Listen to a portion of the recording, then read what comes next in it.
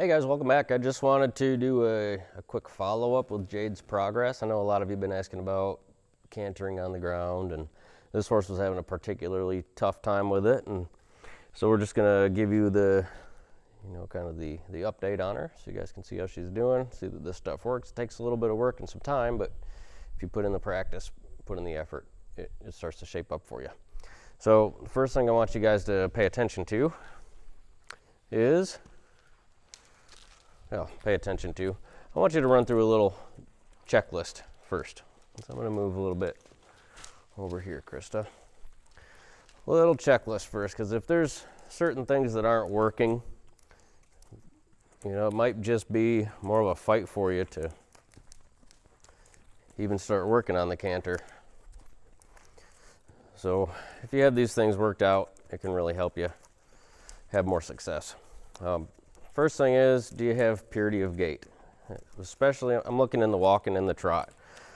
I like to do a lot of work in the walk if they have a nice forward walk. If they don't have a nice forward walk, we do lots of stretching exercises and impulsion exercises to get a nice forward walk. Do a bit of work in the trot, but really purity of gait within the walk and the trot. Purity of gait means, is the horse rhythmic in their feet? Are they relaxed? Are they going forward and not running away? Okay. That's what I mean by purity of gait. It'll also start to look pretty when you have purity of gait. It won't look like your horse is freaked out with their head up in the air. Okay? So purity of gait. Next thing I want to look for is, does your direct feel work? Meaning, if I take a hold of my rein, can I cause her to not only flex, but also step her outside hind out and cause her inside hind to drive under? Yeah, I'm doing that with a rein. Now, it doesn't mean I won't use a training stick. If something's not working, I'm going to pick up my training stick or my training flag and have a follow through. If my feel's not working and I need to follow through like that, I will. So I'm going to pretend like this isn't working. I'd follow through. So your hip needs to step over. But you got to get it operating on a feel first. Okay, so without using your training stick, can you step the hindquarters out? Okay, what that's going to do is to start to supple your top line. It's also going to build the horse's confidence going forward into the rein. Okay, most of our turns, not all of them, but most of them are forward turns when we're sitting on their back.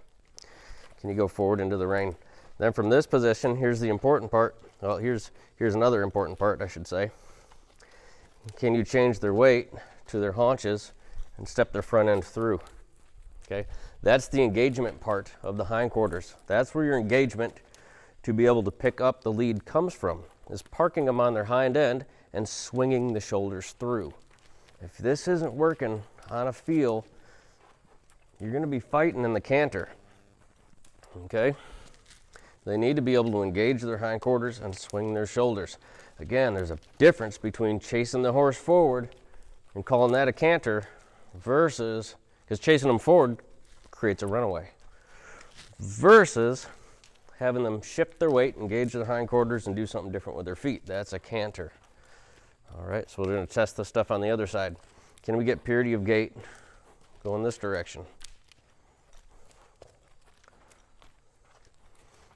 With a feel, can I talk to the outside hind, get the inside hind to step under, while she continues with that forward motion? Again, I don't want her locking up and pivoting on that inside front, because that's more or less going to teach her to lock up and get tight in the front end. Okay, she's getting a little heavy there. Okay, so I would know if I don't address that, there she goes. If I don't address that, we're going to be fighting to get the canter. Okay, once she's light in the hindquarters, can I bring the front quarters through off of that feel? Okay. There, that was good. Next piece you should check out is, if I swing the snap forward and make contact with her face. This is the important part. Make contact with her face. Will she come forward off of that, or will she throw her head up in the air and pull back on it? Okay. Test this with your horses at home. What I don't want to do is pretend to make contact with her face. I didn't make any contact there. Did you guys see that? She went forward, but I didn't make any contact. That is not direct pressure. That's herding pressure. That's following a suggestion. When you start to canter, horses have this thing called opposition reflex. It keeps them alive in a natural situation, something they're born with. And what opposition reflex does is direct pressure grabs them like a predator. Okay, this halter to them is direct pressure. And they try to buck it, kick it, rear it, get it off to stay alive. So it's not a logical thing to them. It's not something they think about. It's built into them. Okay, and that's the trickiest part about operating on a direct feel, is we're going against what's natural to the horse. Using herding pressure is natural to them because they're herd animals. Okay, I got her going forward there, but I herded her forward. And when you start to ask for a canter, there's going to be a lot of pressure on that halter. Not only going forward, but your horse is going to try to go that way also. They're going to try to go away. And if they're trying to go away and you're trying to go forward and around, you're going to run into a whole bunch of opposition reflex to where they're trying to pull to escape the direct feel of the halter, versus thinking at all about going forward. They're not going to be thinking about what you want them to think about, which is canter. They're going to be thinking about escape the direct pressure. That's why they pull and run that way so hard versus trying to come forward. Okay, so can you take a feel on this halter? Watch how I do this. I'm going to take a hold of her nose. See if she'll come forward off of that. You saw it took her a few strides, and the first thing she did was set her head back and up a little bit. Okay, so that's feedback. Can I take a hold of her nose and slow her down? Okay, so to slow her down, I take a hold of her nose. I'll step her outside hind out a little bit, and I'll also draw my hand down a little bit. The reason I draw my hand down is because she needs to bring her weight onto her forehand in order to walk. Okay. The weight distribution in a walk is 60-40 on the front. The weight distribution in a trot is 50-50 front to back. Okay, so for the trot, I'll swing the snap straight forward. Straight forward. Can you trot off of that? Coming straight forward.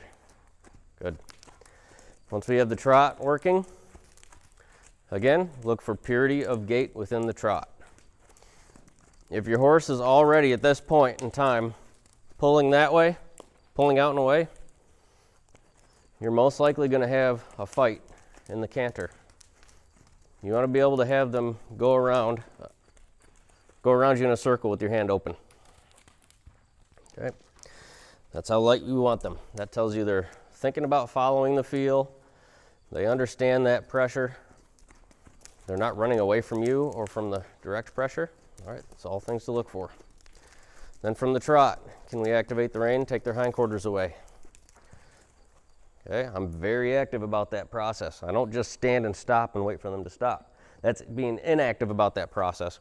And if they think run away the first few times you ask them to canter, you're going to want to know that you can shut that down so you don't teach your horse to bolt while you're sitting on them. Okay, all this relates. Same thing here. Can you trot forward off that direct feel?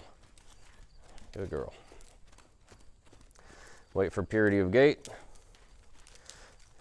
If the horse has a hard time finding purity of gait, I'll sometimes be active about that process too. Work with their back feet.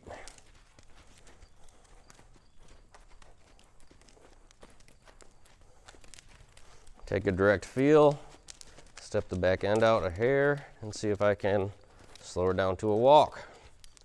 Take a direct feel, swing the snap forward, see if I can speed her up into a trot. Good girl. Okay, I need to test out my stop on this side before we move on. Can she go from a trot? Take the haunches, step them, actively step under for that stop. If they don't actively step under, I'm going to go after the hindquarters and make sure that they can actively step under. I need control of those for my safety and really for her peace of mind as well. Right, if you have access to the hindquarters, you can really supple the top line.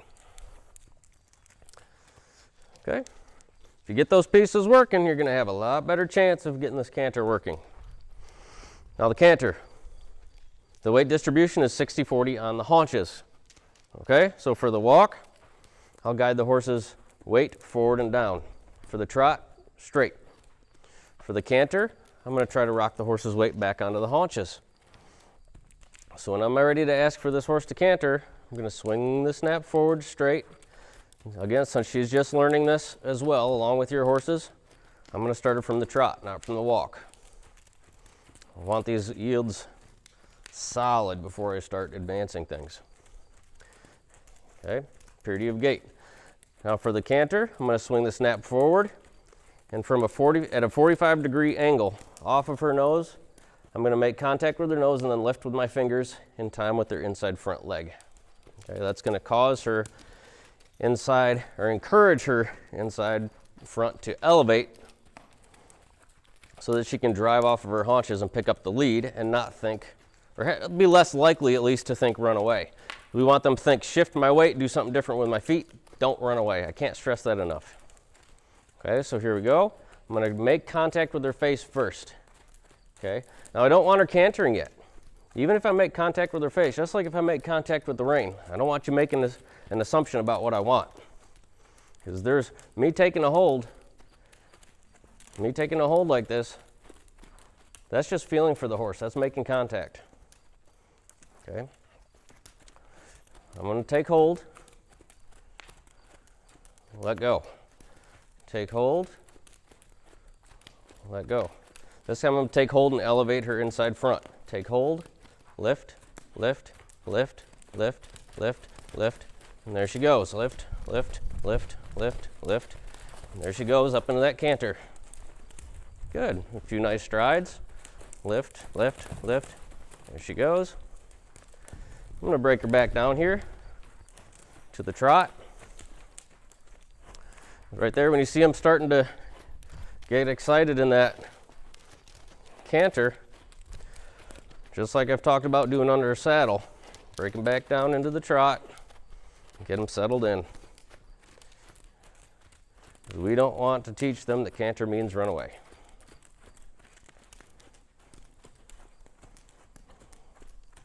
Get her settled in, take a hold.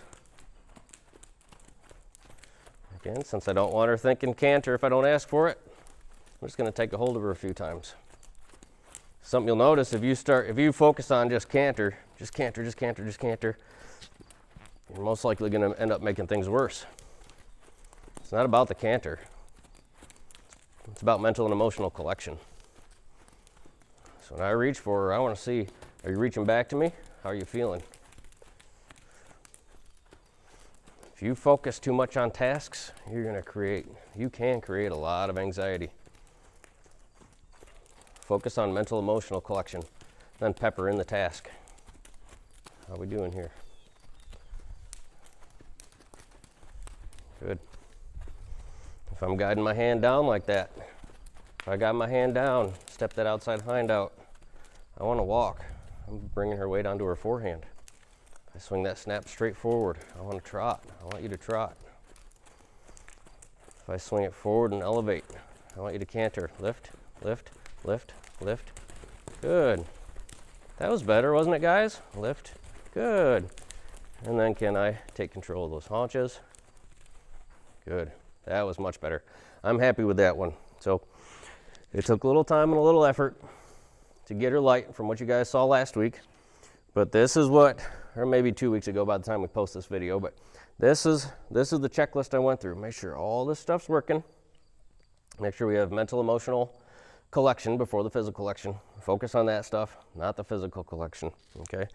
So let me know if you have questions below. If you sort these things out, I'm certain you're not gonna have any issues getting this working. So thanks for checking in. I'm Steve Andrews, and this is The Natural Horseman.